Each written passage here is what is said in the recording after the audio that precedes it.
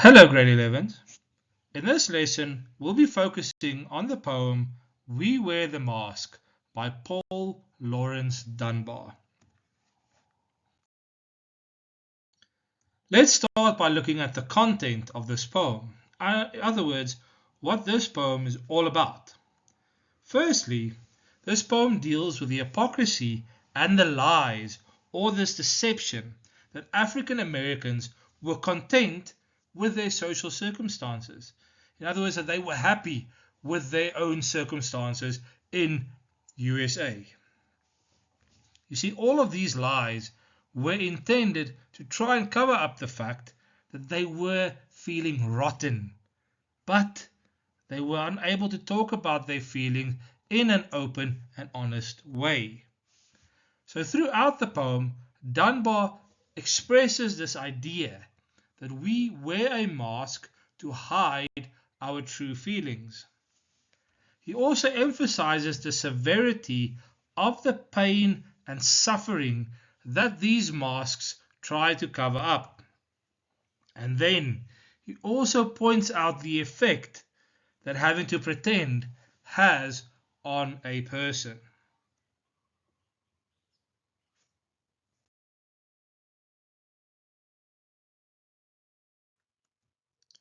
So what is the intention or the purpose of him writing this specific poem?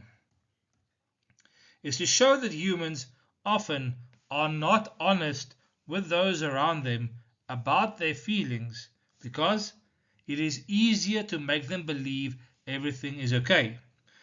Another intention is to prove inequality throughout the country.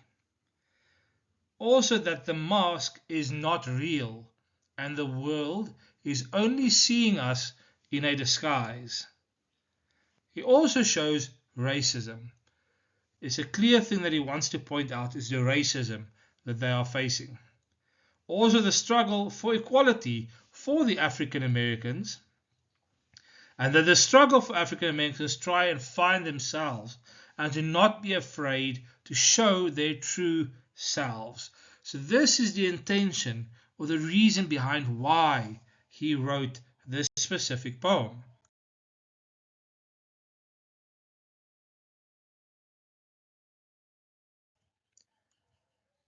Now, let's read this poem, We Wear the Mask by Paul Laurence Dunbar. We wear the mask that grins and lies. It hides our cheeks and shades our eyes. This debt we pay to human guile. With torn and bleeding hearts we smile, and mouth with myriad subtleties. Why should the world be overwise in counting all our tears and sighs? Nay, let them only see us while we wear the mask. We smile, but, O great Christ, our cries to thee from tortured souls arise. We sing, but oh, the clay is vile beneath our feet, and long the mile. But let the world dream otherwise. We wear the mask. So now let's look at the structure of this poem. You see, the poem is composed as a rondo. So that's 15 lines with only 2 repeating rhymes and a refrain. We wear the mask. It is written in iambic tetrameter, so it has unstressed and stressed syllables occurring 4 times in each line.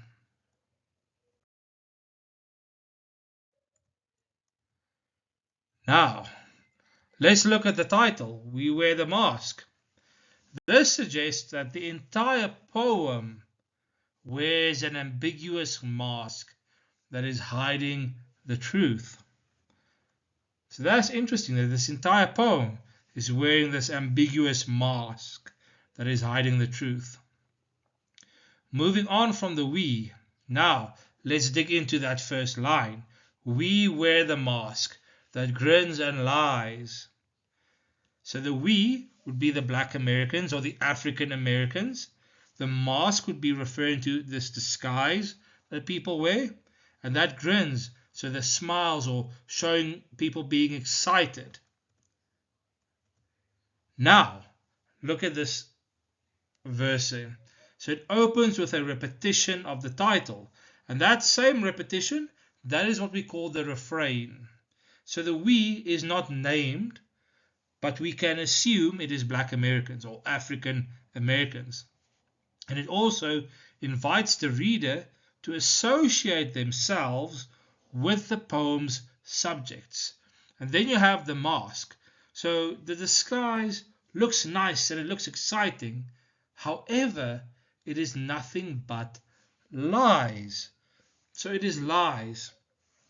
All of this covers up the truth. It hides the truth. Then we get to the second verse. It hides our cheeks and it shades our eyes.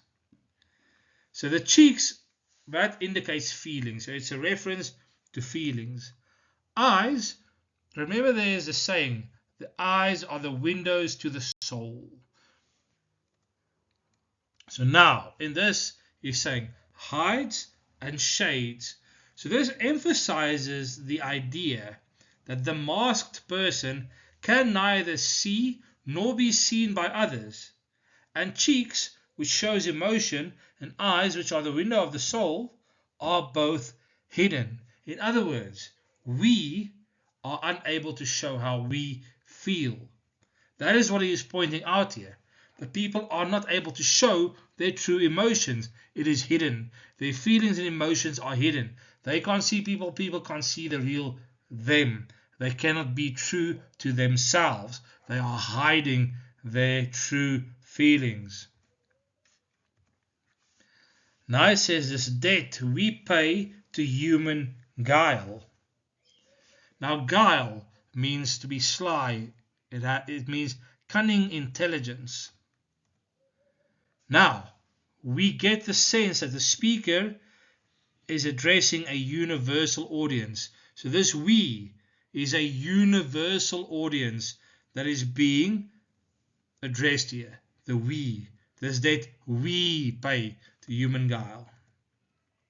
So the speaker openly confesses that the people wearing the masks owe it all to human guile. In other words, to people who use sly and cunning intelligence to reach their goals. Then with torn and bleeding hearts we smile. So although the hearts are torn and bleeding, they pretentiously put up a smile. The people whose hearts are torn and bleeding are suffering from painful human struggles. It is as a result of these struggles that the heart bleed, and smile intensifies the mask theme, suggesting pretense, grimacing and distortion of one's genuine features. So the we is a bit more specific, going to that torn and bleeding. So the torn and bleeding, so it's not blood that has stopped or anything. It means these wounds are still fresh. They're very fresh. They might be newly inflicted wounds, but they are still fresh. And then a mouth with myriad subtleties. So a myriad refers to the fact that there's a countless number, a great number of things. So mouth, in this case, is used as a verb which means to talk. You see, the poem was written before the civil rights movement in the 1960s.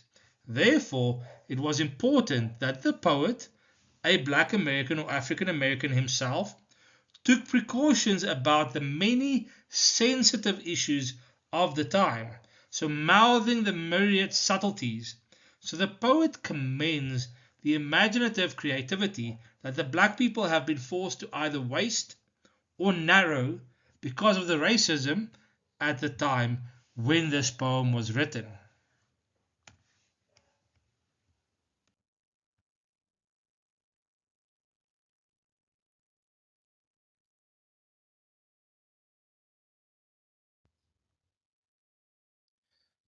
Then he asked this rhetorical question: why should the world be overwise in counting all our tears and sighs? So this is a rhetorical question he asks with a very specific purpose.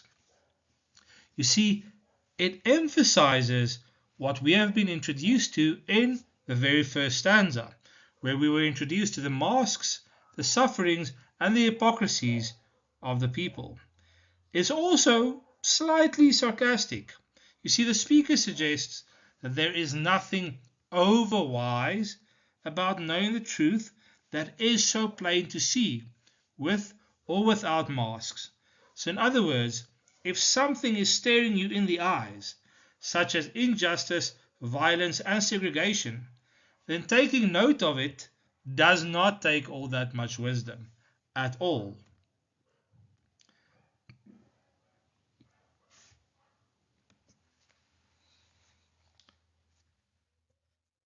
Now, again, we see the universality of the problems being brought up here with the world. So, he refers to everyone, even if some people choose to ignore them. It refers to everyone. There's universality of these problems. Now look at this, in counting all hours. So this all hours shows that there are many tears and sighs to count. And that counting sounds very tiresome because there's real pain being felt by many people, and the world has the responsibility to recognize it. You see, the people wearing masks also have the responsibility then to themselves to be honest about what they are suffering.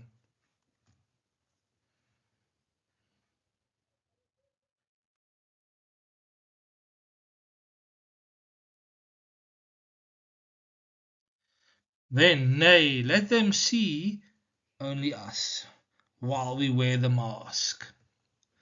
So the speaker suggests that the world would see just the mask, so the lies and the deceit and the people wearing them, instead of the truth behind the masks.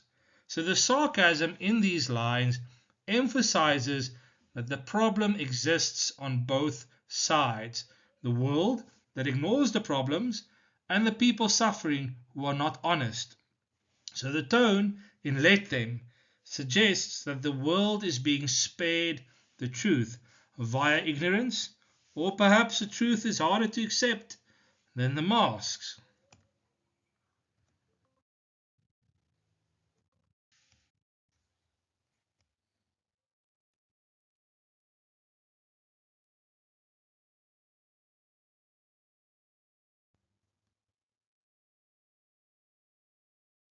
We smile, but, O great Christ, our cries.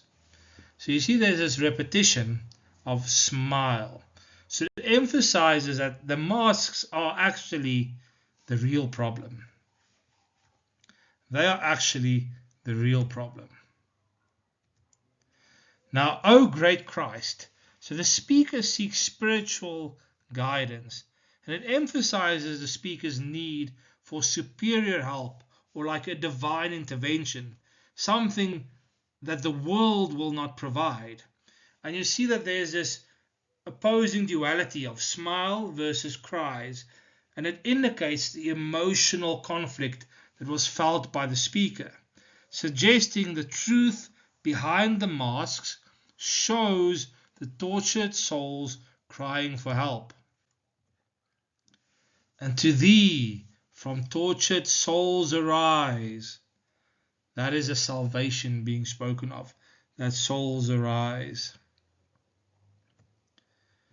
We sing, but oh, the clay is vile, meaning it's extremely unpleasant. Now notice the diction, oh great Christ, oh the clay. There's the same emotional distress. We are made to see the mask fully expressing awful sadness.